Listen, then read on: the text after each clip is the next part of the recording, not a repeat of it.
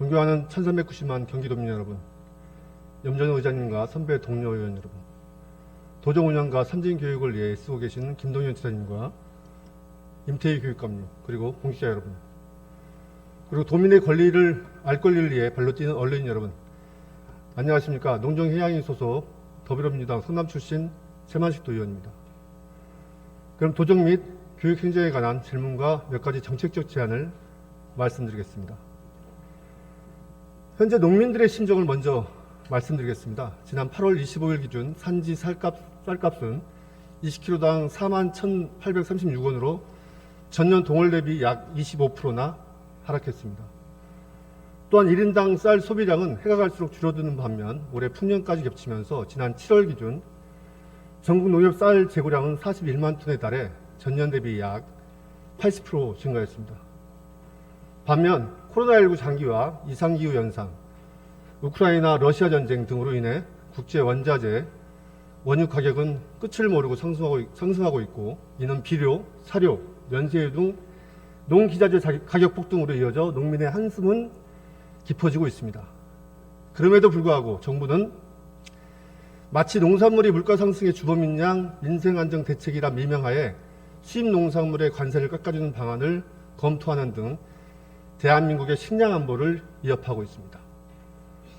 농업을 존중하지 않고 농업의 가치를 폄하하며 수단으로만 여기는 정부의 근시안적 시각에 농정해양위원회 한 사람으로서 침통함을 표하지 않을 수 없습니다. 농업 경쟁력이 약화는 단순히 농업인들만의 문제가 아닙니다. 단기적으로는 식탁 물가 불안을, 중장기적으로는 식량 안보 약화를 초래해 국가의 근간을 흔들 수 있는 중대한 사안입니다.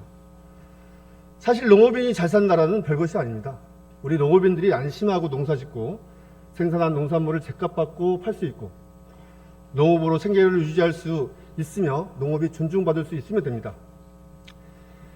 김동연 도지사께서 후보 시절 페이스북과 지난 7월 한농연 지역관리자 역량 강화 교육에서 다산 정약용 선생의 3농 정책인 편농, 후농, 상농을 경기도에서 구현할 것이라고 직접 강조한 바 있습니다. 편농을 위해 스마트 농업, 혁신 농업을 중점 추진하고 후농을 위해 강소농, 자연순환농업 등으로 농가소득 증진에 나설 것이며 상농을 위해 농업, 농촌, 농민 지위 향상을 위한 경기 농정을 적극 펼칠 것이라고 피력했듯이 경기도의 농정해양위원회에서도 경기 농정이 전국 최고의 농정으로 발전하는 데 적극적으로 협력해 나가겠습니다. 다만 타 광역지자체는 전체 예산 대비 농정예산이 5% 이상 상회하는 데 반해 2022년 본예산 기준 경기도 농정예산은 약 3%에 불과한 수준입니다. 도지사께서 약속하신 농정에 대한 각별한 관심과 정책을 성공적으로 추진하기 위해서는 농정예산 비중이 적어도 5% 이상은 되어야 할 것입니다. 내년도 예산 편성 시 꼭 반영되기를 바라겠습니다. 다음으로 경기도의 문화정책에 대해 말씀드리겠습니다. 대한민국은 이미 세계적으로 큰 나라이자 문화의 발신국이며 유행의 선도국입니다.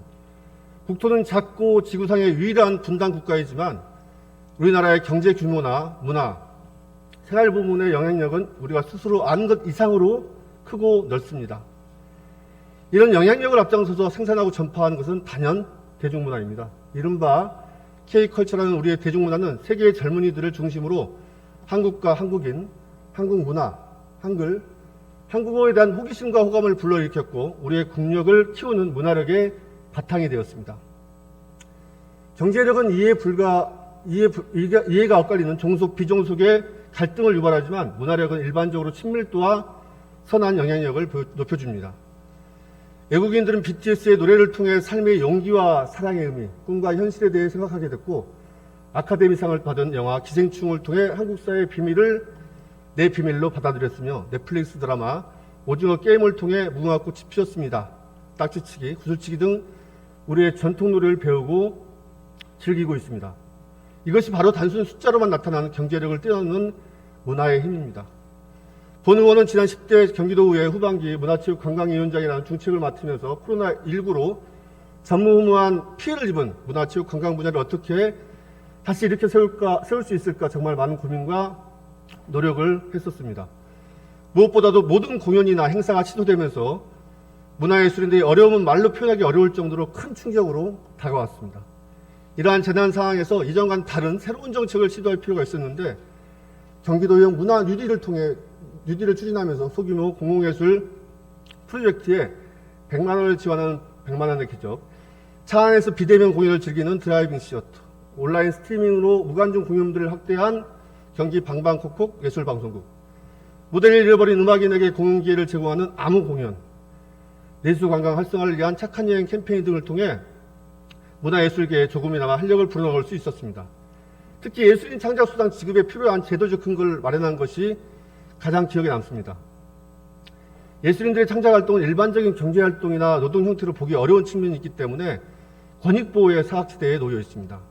지난해 7월 경기도 예술인 창작수당 지급조례가 제정되면서 예술인들의 창작 생태계를 유지하기 위한 제도적 근거를 마련하였습니다.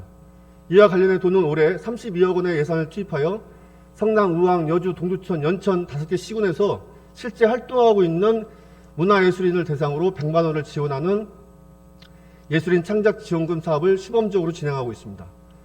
문화체육관광국에서는 예술인 창작수당 지급을 넘어 예술인 기본소득 지급을 위해 경기도 문화예술인 기본소득 정책 연구 용역을 추진할 것으로 알고 있습니다. 힘든 시기를 겪고 있는 문화예술인들에게 매우 큰 힘이 될 수 있는 좋은 정책이 될 것이라 믿어 의심치 않습니다. 다만 절차상 사회보장기본법 제26조에 따라 보건복지부와 사회보장제도 신설 협의가 필요할 것입니다. 예술인 기본소득 지급권은 전국 최초 사회보장제도 신설 사례로 쟁점화되어 최소 6개월 이상 소요가 될 것으로 예상됩니다. 아무리 좋은 정책이라도 그 시기를 놓친다면 의미가 퇴색될 수 있습니다. 연구영역 결과를 기다리고 그 이후 보건복지부와 협의를 진행하는 것은 너무 늦습니다. 연구영역 진행과 동시에 보건복지부와 사회보장제도 신설 협의를 시작해야 할 것입니다. 예술인 기본소득과 관련하여 지난 대선 과정에서 그리고 경기도의회 차원에서도 여러 차례 정책 토론회가 개최되었고 연구 영역도 진행된 바 있습니다. 시간과 예산을 효율적으로 사용했으면 합니다. 김동연 지사께서 약속하신 예술인 기본소득 임기 내 지급이 하루라도 더 빨리 시행되어 경기도가 예술인들의 창작활동이 끊이지 않고 K컬처를 선도하는 모범적인 곳이 되며 예술인 기본소득 제도가 전국적으로 시행될 수 있기를 바라면서 본의원 또한 경기도의원으로서 다방면으로 협력해 나가겠습니다. 다음으로 경기 실학에 관해 말씀드리고자 합니다. 실학은 경기도의 정신적 가치이자 자산입니다. 경기도가 실학의 성지로 발돋움할 수 있도록 김동연 도지사에 많은 관심을 부탁드린다는 말씀을 먼저 드립니다. 실학의 본고장인 경기도에서 경기 실학의 발전을 위해 경기도 실학연구 및 지원 사업을 추진하고 있습니다. 해당 사업은 10대 의회에서 제정된 경기도 실학연구 및 기능에 관한 조례에 따라 실학 정신을 확대 보급하고 다양한 형태의 실학 콘텐츠를 생산해 실학의 대중화를 실현하기 위한 사업인데 이와 관련해서 사업 설계에 오류가 있다고 지적하고 싶습니다. 조례를 제정한 근본 취지는 실학의 학술적 문화적 가치를 경기도의 자산으로 확보하여 경기도 이상을 제고하기 위함이었고 조례의 취지를 살리는 방향으로 사업이 설계되어야 했습니다. 그런데 현재 경기도가 설계한 사업의 실제 수행 실태를 보면 조례의 취지를 제대로 살리고 있다고 보기 어렵습니다. 실태는 이렇게 정의됩니다. 경기도는 지원 사업을 경기문화재단에委託하고 문화재단은 수탁기관으로 경기문화재단 실학박물관을 지정하였습니다. 실학박물관에서는 공모를 통해 수원에 소주한 사단법 및 다산연구소를 수탁 수행기관으로 선정하였고 다산연구소에서는 사업 설계 지시에 따라 산하에 경기실학연구센터를 설립하여 경기도 실학연구 및 지능 지원 사업의 실제 사업을 수행하고 있습니다. 이렇게 복잡한 구도의 사업 설계가 조례의 취지를 살려가기는커녕 오히려 많은 문제를 야기하고 있습니다. 경기도가 진행하는 사업에 민간기관을 참여시킬 때에는 민간기관의 역량을 최대한 발휘할 수 있는 조건을 만들어줘야 합니다. 다산연구소는 오랜 기간 실학과 관련된 학술문화 사업을 수행하여 경기도의 사업 파트너로서 손색이 없어 선정된 것이겠습니다만 경기문화재단 행정업무의 하부조직으로 운영되기에는 무리가 있는 민간기관입니다. 현재 행정업무에 대한 별도의 지원체계 없이 경기문화재단의 행정기준에 맞춘 업무 프로세스를 요구하고 있다고 알고 있는데 다산연구소의 학술문화사업 수행 역량이 행정력 업무에 매몰되고 있는 것으로 보입니다. 이 사업의 결과물을 최대의 성과로 얻어내어 경기도가 제대로 활용하겠다는 의지 없이 행정 편의 위주로 설계한 것으로 보입니다. 또한 사업 안정화에 대한 계획도 없었던 것으로 보입니다. 해당 사업 이전에 경기문화재단 실학박물관에서 수행하던 기존 학술사업과 문화사업 및 학술회의 등 모든 사업을 소규모 지원 사업의 업무로 전가하고 있으며 경기실학연구센터 안정화를 통해 장기적 전망을 세우는 데에는 아무런 고려도 없었습니다. 1년간 고된 사업 수행을 통해 노하우를 얻은 경기실학연구센터 조직도 이 사업의 종료 시점인 10월 25일 없어질 것으로 보입니다. 경기도 예산으로 진행된 사업 성과가 이렇게 공중분해될 위험에 처한 것은 당초 이 사업을 1년의 기간 동안 일회성 일몰 사업으로 판단하고 설계한 것은 아닌지 의심됩니다. 경기문화재단에 위탁하여 발생한 오류를 지금이라도 바로잡아야 합니다. 경기도 실학연구 및 진흥 지원 사업이 종료되기 전 10월 25일 전에 경기문화재단 실학박물관의 관리에서 경기도 직접관리로 즉시 전환하고 충분한 인력 보강 및 예산 확보와 행정 지원이 있어야 합니다. 이것은 실학을 통해 경기도에 이상을 제거하겠다는 목적으로 사업을 추진한 경기도가 책임져야 하는 경기도민에 대한 의무입니다. 나아가 경기도 정체성의 핵심 개념으로 경기실학을 설정하고 경기실학의 새로운 도약을 위한 방안도 새롭게 마련해야 합니다. 실학은 고도의 학술 영역인 동시에 경기도 시민교육을 위한 교두보 역할을 담당할 수 있으며 전 세계인이 한국의 학술과 문화를 접할 수 있는 통로가 됩니다. 이 중요한 역할을 경기도가 다하기 위해 경기실학원 설립을 제안합니다. 실학의 연구, 교육 전시를 담당하는 조직을 신설하여 경기도 실학 연구 및 진흥의 새로운 단계로 가감히 도약합시다. 경기실학원의 학술 연구를 담당할 실학연구센터, 시민교육을 담당할 다산연구소, 전시, 기록, 박물관의 역할을 담당할 실학 아키비움을 두는 것입니다. 실학연구센터를 중심으로 안정적 연구 기반을 제공하고 다산연구소를 통해 공영교육, 청년 다산, 다산 어린이 등 수용자별 교육을 수행하며 실학박물관을 실학 아키비움으로 전환하여 도서관, 기록관, 박물관을 통합, 도민 접촉과 접근성을 확대하고 실학 관련 저술 발굴 및 온라인으로 제공하는 경기 실학 플랫폼을 만들어야 합니다. 이를 통해 경기도 브랜드로서의 경기 실학을 도민, 국민, 세계인에게 알리고 각인시킬 수 있을 것입니다. 이어서 수도권 제1순환고속도로 가천대역 한승정류장 지하도 또는 보도입구 설치에 경기도가 적극적으로 나서주실 것을 요청합니다. 수도권 제1순환고속도로 가천대역 한승정류장은 2015년 완공되었습니다. 광역시 버스를 타고 가다가 이곳에 내리면 도보 2분 거리의 성남시내 버스 정류장이, 도보 5분 거리의 분당선 가천대역이 위치해 편리하게 환승이 가능하여 이동 시간이 획기적으로 단축되어 많은 도민들이 이용하고 있습니다. 본인은 또한 경기 동북부에 갈 일이 있으면 이곳 한승 정류장을 이용하곤 합니다. 현재 해당 정류장을 이용하는 노선은 기존 4개에서 17개까지 확대되었고 이용자 수도 1일 1200명에서 3000명 수준으로 늘어났습니다. 인근 지역 대학생 및 일반 주민들이 이용하고 있으며 이동시간이 평균 18분 단축되어 90% 이상의 만족도를 나타내고 있습니다. 도민의 대중교통 이용 편의를 위해 지자체와 공공기관이 적극적으로 협업해 설치된 사업입니다. 이용 만족도는 높지만 여전히 많은 불편함이 남아 있습니다. 판교 방향 정류장을 이용하는 경우 고속도로 사이 좁은 보도와 경사진 계단을 우회해야 하기 때문에 노약자와 장애인들이 시설을 이용할 수 없고 거리가 멀어 차량의 분진, 매연, 소음뿐만 아니라 차량 사고로 인한 보행자 2차 피해 등 학생과 도민 등 이용객의 안전 문제도 가중되고 있습니다. 또한 인적이 드문 굴다리를 통과해야 해서 이용객들로부터의 안전 문제, 개선 요구가 지속적으로 제기되고 있습니다. 해결 방안으로 지하도 또는 보도육교를 설치를 통한 요약자 및 장애인 등 교통약자의 이동권 증진 및 대중교통 이용자의 편의성과 사고 예방 등 안전성을 제고할 수 있습니다. 이동거리도 단축되고 이용자 만족도 또한 더욱 증가할 것으로 예상됩니다. 지난 5일 경인일보를 통해서도 가천대 한승정류장의 위험성을 지적하며 대책 마련이 필요하다는 내용이 보도되기도 하였습니다. 경기도에서 도민의 안전을 위협하고 있는 현재의 문제점을 깊이 인식한다면 국토부, 도로공사, 성남시와 협의하여 교통약자의 이동권 증진과 도민의 안전 확보에 만전을 기해 주실 것을 요청드립니다. 다음으로 임태희 교육감님께 질문하겠습니다.